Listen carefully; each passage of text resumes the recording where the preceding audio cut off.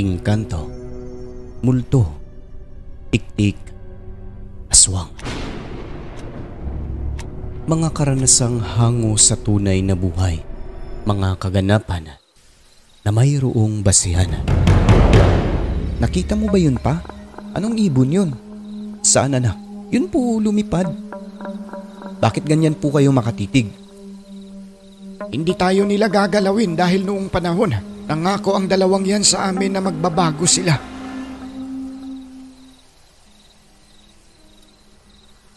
Sir Alex, masugid niyo po akong taga-subaybay. Unang beses ko pong magbahagi ng kwento sa channel ninyo at sana ay mapaunlakan ninyo. Ako si Virgilio at mayroon akong ibabahaging nakakatakot na kwento. Huwag kalimutang mag-subscribe bilang suporta sa ating channel.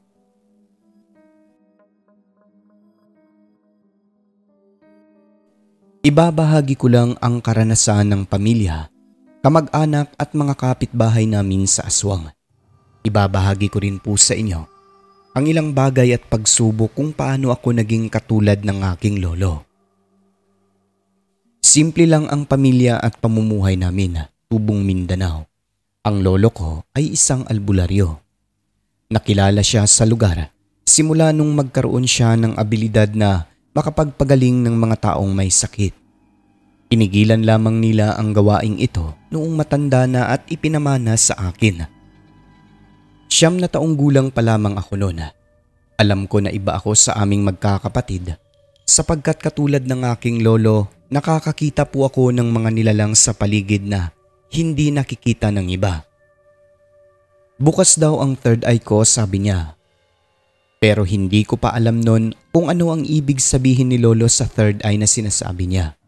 Basta ang alam ko lang, may mga nakikita akong nilalang na hindi nakikita ng aking mga kalaro at ng ibang tao sa paligid maliban kay lolo. May pangit na mukha, meron din namang parang normal na tao lang pero engkanto na pala. Kung minsan, yung mga ligaw na kaluluwa. Ito ang isang hindi ko makakalimutan na naging karanasan ko noon, Sir Alex. Isang hapon, papunta kami noon ni Papa sa taniman ni Lolo para tumulong sa paghakot ng bunga ng saging. Yung lolo namin nandoon lang naghihintay. Habang naglalakad sa makipot na daan, gitna ng kakahuyan, may nakita akong isang malaking ibon na kulay itim na biglang lumipad.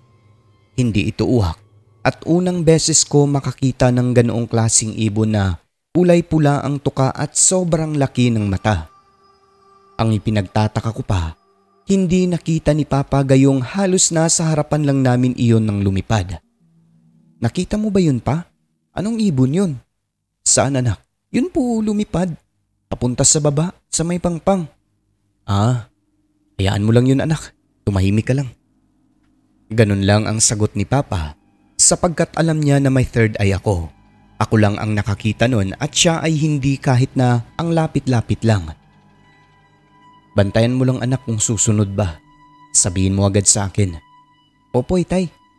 Dumiretso lang kami Sir Alex at nagmamadali na sa pagtungo sa uma. Ang tatay ko, 40 years old na ng mga panahon na yon. Maya-maya pa ay nakita at napansin kong sinusundan kami ng itim na ibon. At sa pagkakataon na yon, hindi na iisa kundi 2 na sila. Agad ko namang sinabi sa aking tatay kaya ayon naging alerto siya ng mga oras na yon at lakad-takbo na ang aming ginawa. Inilabas na rin niya ang kanyang dalang buntot pagi na mahaba. Ewan ko ba sir pero hindi ako nakaramdam ng takot ng mga sandali na yon. Parang nagmana talaga ako kay lolo at dala na rin na nakakakita ako ng mga nilalang na mas nakakatakot pa sa ibon. Tapos nararamdaman ko rin na hindi sila makalapit sa amin. Pero pagkalabas ni Papa sa buntot pagi, winawasiwas habang binabaybay ang tahimik at makipot na daan. Yung 2 ibon po na yun ay bigla na lamang naglaho. Pagkaraan ng ilang minuto, may nakasalubong kaming 2 matanda na parehong nakasuot ng kulay itim na damit. Kitang-kita ng aking 2 mata na sobrang sama ng titig ng mga ito kay tatay na kung nakakamatay lang ay bumulagta na siguro ang aking ama sa lupa. Yung papa ko sir, matapang din naman yon kaya nung napansin niyang masama ang titig ng dalawang matanda, sinambit niya ang mga ito. Magandang hapon sa inyo. Manong, Manang, bakit ganyan po kayo makatitig? Ang distansya namin nasa mga 2 dipa. Nagulat ako sa reaksyon ng dalawa Sir Alex kasi galit itong sumagot kay tatay at sinabing bakit daw siya naghahamon. Sumagot naman si Papa at sinabing, anong hamon ang pinagsasabi nyo? Kayo itong sinusundan kami. Ako na may takang-taka sa mga naririnig ko kasi hindi ko naman po nakitang sinusundan kami ng 2 matanda na yon. Sino ka ba? Bakit ang tapang-tapang mo? Tanong nung matandang lalaki. Sumagot naman si Papa at sinabing, tatay ko si Paing na albularyo. Sagot ni Papa, sabay hawak sa hawakan ng buntot pagi. Anak ka pala ni Paing. Pagkasabi ni Papa ng ganon, halata sa mukha ng 2 matanda na parang natakot ito sa lolo ko sir at sa buntot pagi na hinawakan ni Papa. Napaatras talaga sila at agad na umalis ng walang paalam. Pagkarating namin sa kubo ni Lolo, doon ko lang po nalaman na ang 2 matanda na yun ay mga bantog pala na aswang na nakatira sa kabilang sityo. Yun palang sumusunod sa amin na ibon, alaga raw ng 2 matanda na yon, sabi ni Lolo. Agad daw na umalis nang magpakilala si Papa sapagkat natakot daw sa kanya ang 2 yon. Kilala ko sila, si Nida at si Omeng. Mga bantog na mandaragit yan. Hindi tayo nila gagalawin dahil noong panahon, nangako ang 2 yan sa amin na magbabago sila. At sabi pa ni Lolo, hindi makakalapit sa amin ang 2 aswang na yon. Hindi makakahawak, hindi makakagalos sapagkat protektado kami ng mga orasyon at suot na gamit na may kargang dasal. Pero kung ibang tao raw siguro ang dumaan sa kakahuyan, malamang sa malamang ay inatake na ng 2. Kasi kahit bali-balik ta rin ang mundo, aswang pa rin ang 2 matanda na yon. Madilim na nang baybayin namin ang daan pauwi at sa aming paglalakad ay hindi ko na nakita o kahit maramdaman man lang ang presensya nung 2 ibon na sumusunod sa amin kanina hanggang sa makarating kami sa aming bahay ng matiwasay. Hindi lang yon. Sapagkat marami pa akong naging karanasan noon na maituturing talagang nakakatakot Sir Alex. Minsan, may nakita akong aswang na nakadapa sa bubong ng kapitbahay namin na may buntis. Nagulat pa ang aswang kasi nakikita ko siya at tinitigan ko talaga. Kaya bigla itong gumapang papunta sa kabilang side ng bubong kung saan hindi naabot ng aking mga mata. Pagkatapos noon, narinig ko na lamang ang pagaspas ng pakpak palatanda ang lumipad. Sa bahay ng tiyahin ko, merong isang malaking puno ng balite na sinasabing meron umanong engkanto na nakatira. Nang minsang magpunta kami roon ni Lolo, nakita ko ang engkanto na nagtatago sa likod ng puno. Malaki ito, higante at sa tanang buhay ko po sir, doon lang ako nakaranas na matakot kasi malaki talaga siya at sobrang pangit ng mukha. Sabi naman ng aking lolo, yun daw ay isang kapre. Mabait daw at walang pakialam basta wag lang din daw pakialaman o putulin ang bahay nito na isang malaking puno ng balite. At ayon naman kay lolo, kahit higante pa raw ang kapre na yun, parang kuto lang daw sa kanya na anumang oras ay kaya niyang tirisin. Na kung nanaisin niyang palayasin sa puno na yon ay pwedeng niyang gawin. Pero dahil mabait ang kapre, hinayaan nila. Noong kinakailangan ng putulin ang puno ay pinalipat niya lamang ito sa iba, sa lugar na kung saan hindi maiistorbo ng tao. Hindi lang yun dahil nakakita na rin po ako ng sigbin Sir Alex sa ulingan ng aking lolo sa bukid. 2 kami ni lolo ang nakakita at nagulat talaga ako sa mukha nito. Para siyang kambing na malaki, nakabaliktad yung kanyang hitsura habang kumakain ng uling. Tama po ang inyong narinig, kumakain po sila ng uling. Sabi ni lolo, kahit sino ay pwedeng magkaroon ng sigbin pero Kadalasan mga taong may alam sa itim na karunungan at mga aswang ang nag-aalaga nun. Ang mga sigbin daw kasi nauutusan yan. At yun na nga, sa kadahilan ng bukas ang aking ikatlong mata, sa murang edad ay tinuruan na ako ni Lolo ng mga simpleng abilidad, mga karunungang lihim na kanyang taglay tulad ng panggagamot. Minsan, dinala niya po ako sa kanyang mga kaibigan. Akala ko talaga'y tao pero hindi pala kundi mga engkanto. Kaya pala ang daan na tinatahak namin noon ay papunta sa Kakahuyan ay dahil mga engkanto pala ang kanyang mga kaibigan. Natakot ako, Sir Alex, ikaw ba naman makakita ng nilalang sa harap mo lang na ang wangis ay iba sa madalas nating nakakasalamuha. Taong kabayo ang ulo, mabalahibo ang katawan, maitim ang balat. Kapring nakita ko sa bahay nila Tia, duwende at yung isang nilalang na isa lang ang mata. Doon ko lang nalaman na ang kapre pala na nakatira sa puno ng balite kina Tita ay kaibigan ng aking lolo. Nangatog talaga ang tuhod ko pero ang mga nilalang na yun pati na ang aking lolo ay tumawa lang sa aking reaksyon. Sabi ni Lolo, wag akong matakot dahil kahit ganun ang hitsura ng kanyang mga kaibigan, mababait sila at nasa panig ng liwanag. Simula nun ay naging kaibigan ko na rin po sila. Lagi silang nandyan sa tuwing tinuturuan ako ni Lolo ng mga karunungang lihim na kanyang taglay. Hindi naging madali para sa akin buhat nang ako'y nag-aaral nun. Pero dahil gusto ko nga at karapat dapat sabi ni Lolo, kinakailangan kong matuto. Isinasabay ko ito sa aking pag-aaral. Nagtataka nga yung aking mga kaklase dahil minsan nakita nila ang aking maliit at lumang aklat na naglalaman ng mga baybayin na hindi maintindihan. Puro kasilatin ang laman nun. May mga nakasulat pa sa aking notebook kaya nagtataka talaga sila kung para saan yon. Unang beses ay isinabak ako ng aking lolo sa panggagamot. Sa maniwala kayo o hindi, may napagaling po ako. Kaya ko pala, lalo na kapag mga engkanto lang ang gumagambala sa pasyente ng aking lolo. Yun ay sa tulong na rin ng mga kaibigan namin na mga engkanto. Ngunit kapag aswang na kulam at barang ang pinag-uusapan, si Lolo na po ang may alam nun. Kahit mga gabay niya at mga kaibigang engkanto ay walang magawa sa aswang. Ang kaya lang daw nila kapag engkanto rin ang naging kalaban. Ngunit kapag aswang na, ang magagawa lang daw nila ay ang magbigay ng gabay. Ang mga aswang ay tulad din daw ng albularyo na mayroong karunungang lihim.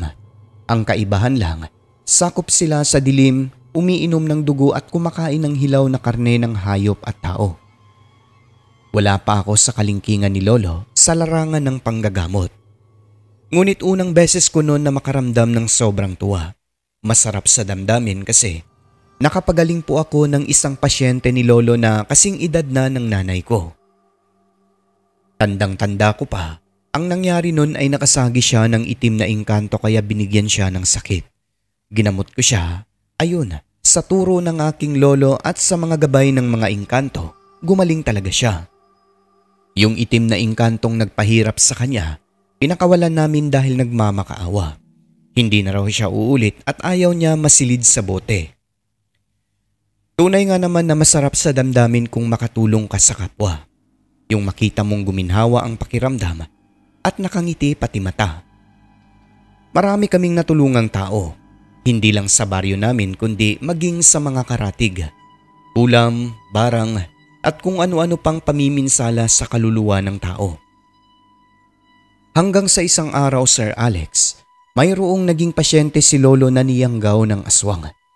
Hindi lang basta ordinaryong aswang ang gumawa sa kanya dahil malakas na uri ito at kayang magbigay ng sakit sa tao. May kakayahang maminsala sa pamamagitan ng pagbarang at kulam. Pero nang dahil mas malakas ang aking lolo, napagaling niya ang pasyente na yon ngunit ang naging kapalit. Mga kadugo namin ang binalikan at ginulo ng mga aswang na yon sapagkat gusto talaga nilang gumanti sa ginawa ni Lolo. Pinatay niya kasi ang mambabarang na aswang na yon na yumanggaw sa naging pasyente ng aking lolo.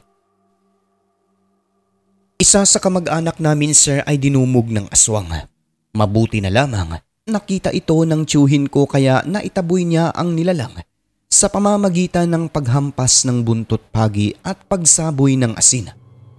Hindi kami makapaniwala dahil hapon pa lang nang mangyari iyon. Kung hindi ako nagkakamali, alas 5 pa lang ng hapon sa loob mismo ng bakura nila sa likod na bahagi ng bahay kung saan sila nag-igib ng tubig.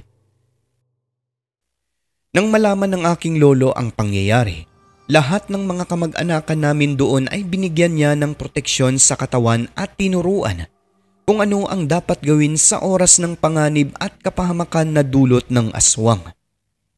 Ngunit ang mga nilalang na ito, naghahanap po talaga ng paraan para makaganti sa amin. Isang araw, maaga pang humingi ng tulong ang isang kabaryo namin na malapit na kaibigan nila Papa. Inaswang daw kasi sila at muntik matangay ang batang 1 taong gulang pa lamang. Mabuti na lang at hindi nagkasya sa butas ng dingding kaya hindi talaga ito natangay. Nang dahil doon ay binigyan sila ng proteksyon ng aking lolo. At sa kadahilan ng pati mga malalapit na kaibigan namin sa baryo, ginambala na rin ng aswang. Hinanap namin ang mga nilalang kasama ang mga kaibigang engkanto. Unang tinungo namin nila Papa, Lolo, ang bahay ng bantog na aswang sa kabilang sityo na Sinida at Uming. Ito yung humarang sa amin sa daan dati. Pagdating namin doon, halos hindi namin sila makausap sapagkat nagtatago ito sa loob ng kanilang kubo. Kinakausap sila ni Lolo. Sumagot naman kinalaunan pero hindi nagpapakita. Nagtatago lamang ang mga ito sa loob ng kanilang kwarto. Tinakot ni Lolo na kung hindi haharap ay hindi na sila makakalabas ng buhay sa kanilang kubo dahil susunugin ito kasama sila. Doon narinig naming umiyak ang babae at nagmakaawa na huwag gawin. Sabi ng lalaki, hindi sila ang gumagambala sa amin at sa mga kabaryo namin, kundi ang mga bagong salta sa lugar na pamilya umano ng mga aswang at mambabarang. Sinabi rin ni Nida kung saan matatagpuan ang mga ito. Nang araw din na yon, nagplano sina Lolo sa mga dapat gawin kasi sa susunod na araw ay pupuntahan daw nila.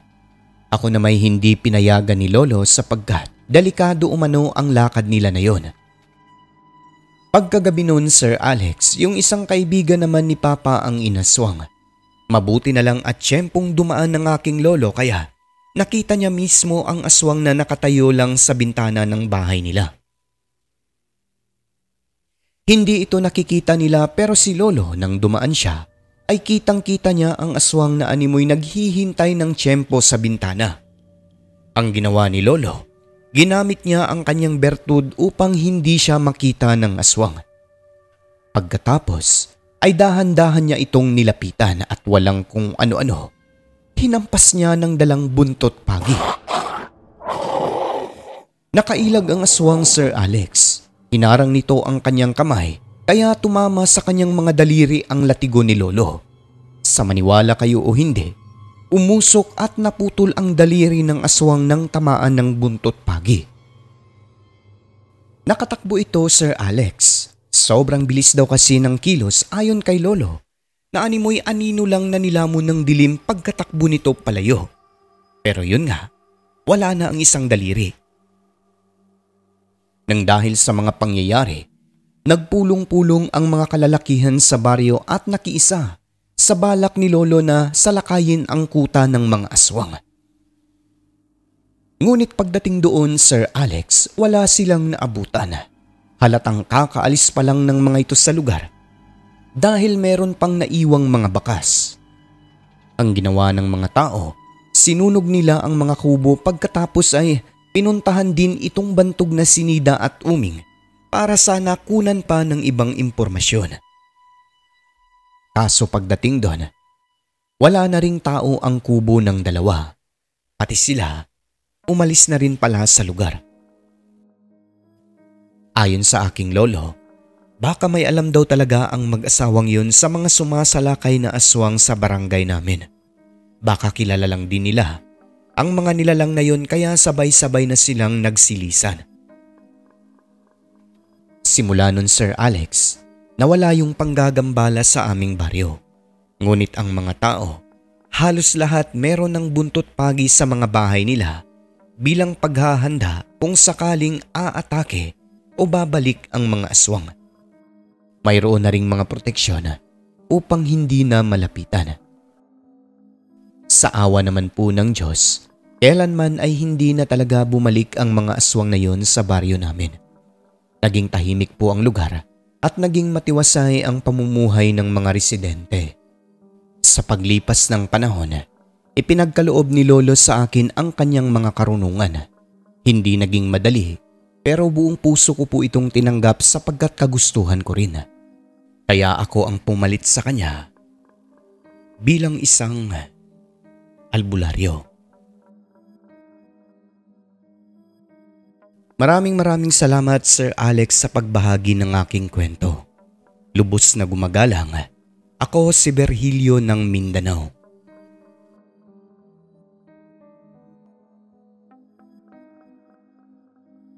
Ang mundong ating ginagalawan, nababalot ng hiwaga at kababalaghan na tanging ang Diyos lamang ang siyang may kasagutan. Ako po si Alex at ito ang Southern Mindanao Creepy Experience.